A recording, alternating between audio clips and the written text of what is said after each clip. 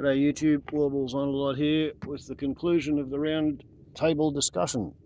Although the Saudi authorities And then a WarbleRant. claim that none of that money is really gone to such extremist groups as Jabhat al-Nusra and so on.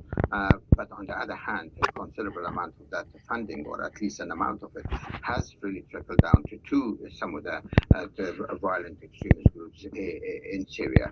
Of course, one cannot really establish it that the funding has gone directly from the Saudi regime, but there have been a lot of reports that a considerable amount of funding is really gone from private citizens who simply pay sadaqah. But that's not only true about the Saudis, but also this funding has gone from Kuwait and even from the United Arab Emirates. Well, let's not also forget that the huge amount of funding has really gone from these Arab countries, for example, to supporting the Taliban in Afghanistan. And there's been no major controversy about that. And I don't think either the Trump administration or for that matter, the other sources have really raised a finger about that development. I mean, my understanding is from the former chief of the Saudi intelligence, that is Turki al-Faisal, that something in the order of $24 billion had gone from Saudi Arabia, for example, to the Mujahideen in Afghanistan during the Soviet occupation in the 1980s, and subsequently to the Taliban. I think that's another issue, and of course, the Taliban are already making a mess in Afghanistan and still continuing to challenge the authorities of not only the government there, but more importantly, the United States and its allies in that country. Peter Gresser, I think one of the big problems that we're facing is when we talk of Qatar or Saudi Arabia sending money, it's as if these are unified states making clear decisions from the very top, and every cent that goes out of those countries is in some way sanctioned and part of a considered policy. That's not really the case. It is very true that there are a lot of very wealthy individuals in both of those countries that are sending money out of Qatar and Saudi Arabia. It's also true that a lot of those individuals will have perhaps a sly nod and a wink from certain allies, certain friends in government. It may also be true that the government is actually supporting these consciously. But I think to say that Qatar is sponsoring terrorism just because money flows out of Qatar is really to misunderstand just how complex the situation really is. Roger, what do you make of all this? And also the role of Iran here, because we all too often hear that Iran is exporting terror throughout the region through their Shia militia and Hezbollah and whatnot. Yeah, I suppose there's a lot to unpack there, but I mean, the first issue is about money flows, which are traditionally extremely difficult, even in highly regulated societies, to determine the end user, and you need a good degree of due diligence to understand where it's going, and both legislatively and in terms of due diligence for most of the Gulf states, or for many of the Gulf states, that just doesn't happen. So is it guilt by commission or guilt by omission? That's one of the questions that people ask themselves, and certainly the role of the private funders is significant there. On the issue of Iran, this notion of terrorism and who's a state sponsor or semi-state sponsor of terrorism, it's getting thrown out a lot. But we have to understand that Iran in the region is to a large degree an outsider. It's Shia, it's not Sunni, it's Persian, it's not Arab. So it wields influence through proxy groups, largely ones that it has either created or that it seeks influence with by working on elements or policy elements that they want to achieve that Iran will help them to achieve. So on the one hand, you might see Hezbollah in Lebanon, which is a true proxy semi-state actor. And then you also see the Houthis in Yemen, who have common interests but no common ideology to bind them. So they will be, or Iran will be supporting them as long and only as long as their interests coincide. And Armin, what does all this mean for Australia? I mean, we have security and trade interests in the region. What happens here for us if this dispute deepens? Well, if the dispute deepens and continues for some time, that's going to have an effect on Qatar's economy and overall development activities. Australia has developed a strong economic and military ties with Qatar. And my understanding is that some 5,000 Australians are working in Qatar. And obviously, the economic downturn is going to really reflect on that. And as a result, Australia could also really feel the pinch. Let's not really forget that because of this growing relationship with Qatar, Australia opened an embassy at ambassadorial level in Doha only last year. That's interesting, yeah. Now, Peter, finally with you, I understand Al Jazeera is attempting to sue Egypt for damages over its attack on the network, which, of course, you and your colleagues were caught in the middle of. What court is hearing the case, and what are the chances of it succeeding? It's a really interesting question. I'm quite upset about this whole thing because I can imagine. Egypt, the Qataris, or Al Jazeera launched its lawsuit against Egypt while we're actually in prison.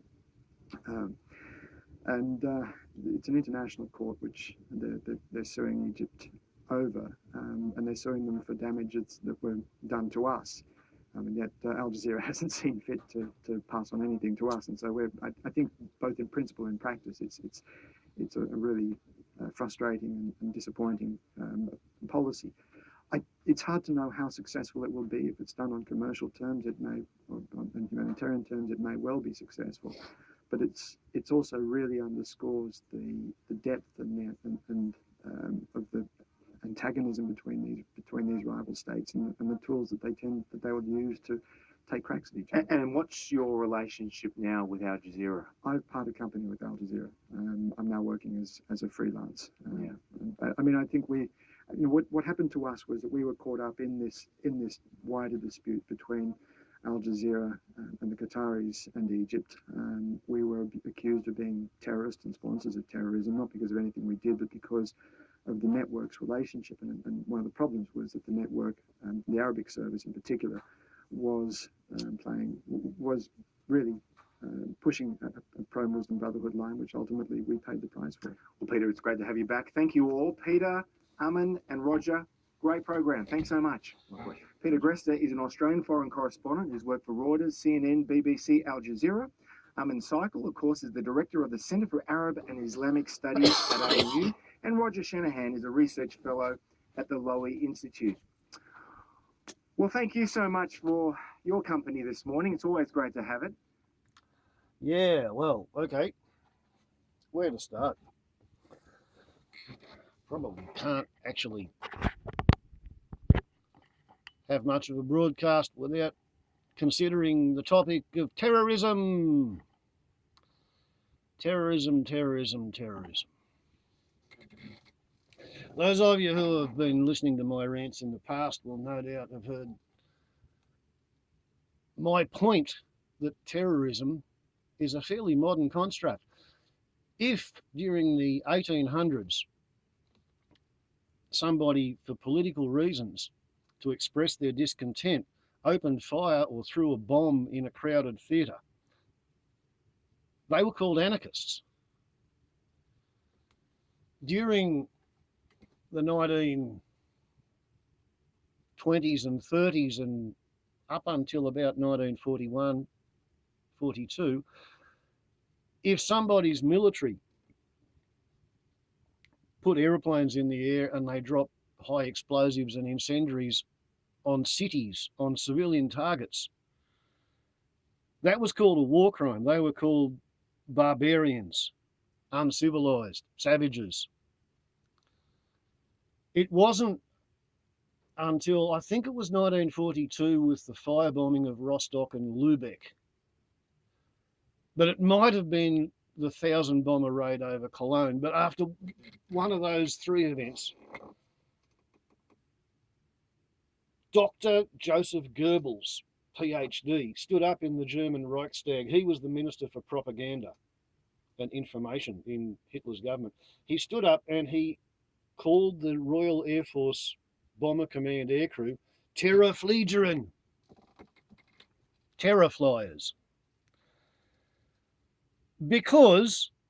Specifically because Goering's Luftwaffe had no effective way to stop all of the bombers. Some were always going to get through. Sometimes the casualty rate got up around 11% on famous raids like Nuremberg, but the bombing of Hamburg, casualties were really, really right down around the 1% because they'd come up with a new innovation of throwing out chopped up alfoil, which confused the German radar, so the night fighters couldn't actually be vectored onto the bomber stream. 43,000 hamburgers were grilled in one night by about 650 or so 4-engine bombers, which had a crew of 7 each. So each one of those aircrew killed by explosives and burning 10 Germans that one night. And that stuff went on for years, you know, like I think 56,000 aircrew died bombing civilians, and they were all called terrorists, Terrorfliegeren. And then anybody else the Germans had no effective form of defence against, like the underground French Marquis partisans in Yugoslavia, they were also called terrorists. And then after World War II, the first people who were called terrorists were the Zionists. And Yitzhak Rabin and Shimon Peres were locked up by the British in Palestine because they were Zionist terrorists who'd been wearing wigs and dresses and lipstick while throwing hand grenades into coffee shops and machine gunning the survivors. They both got to be prime ministers of Israel, which is why the Arabs call Israel a terrorist state, because, you know, 2 of their prime ministers were terrorists. The next people who were called terrorists were the Kenyan Mau Mau. And then in Malaya, the locals were called terrorists by the British administration. In Indonesia, the Dutch, trying to recolonise, called the Indonesians terrorists. The French called the Indo-Chinese terrorists. The Americans called the Indo-Chinese terrorists. The Americans and NATO called, well, before that, the Soviets and the Russians called the Chechnyan Muslims terrorists. It boils down to the fact that anybody who attacks somebody in a way that can't be effectively defended against, I mean, you can't put 4 armed soldiers on every intersection in the city because you don't have that many soldiers, you don't have that many guns, it cannot be done. If somebody wants to apply their high school chemistry to what you can buy in a camping shop or a hardware shop and organise for a sudden high temperature, high energy release in a public spot, or they jump in a car and they drive up the bloody footpath, or they run around with a knife. It's going to hurt people. You can't guard against it, you can't prevent it, you can only react against it.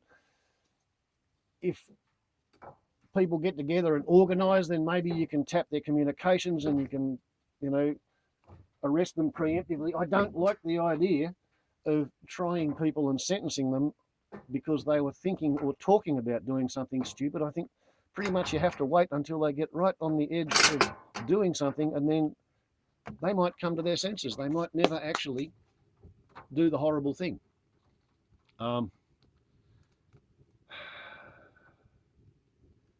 it boils down to the fact that terrorist is a loser's word for anybody who attacks the loser with some method that the loser has no defence against. The Germans had no defence against strategic bombing, so they called the strategic bombers terrorists. It's sad but true. Here in Australia, there's one example of a bloke who got in his car and drove up the footpath, and I think he killed 5 or 6 people and put 28 in hospital. And because he wasn't a Muslim and he wasn't doing it for religion, that's not terrorism. Somebody else who once upon a time was remanded, charged, tried, and found innocent of planning a terrorist attack.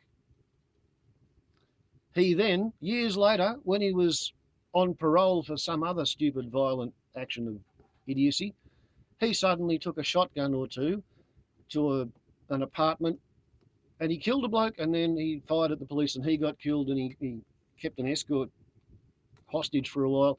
But because he was found innocent, therefore he should not have been let out on parole. That's what the Prime Minister said. I mean, we're not living in a rule of law anymore. We're living in a rule of fear, and it's fear by the security system of what they know they can't guard against. And there are no civil liberties in our society anymore. The presumption of bail and parole is against anybody who has ever been connected with anybody who has ever been charged with terrorism. So if your brother or cousin or somebody is a terrorist, then you won't get bail when you're charged because you might be a terrorist. Gives me the shits. Warbles on a lot to YouTube. Isn't it good that Theresa May lost her majority? Ciao.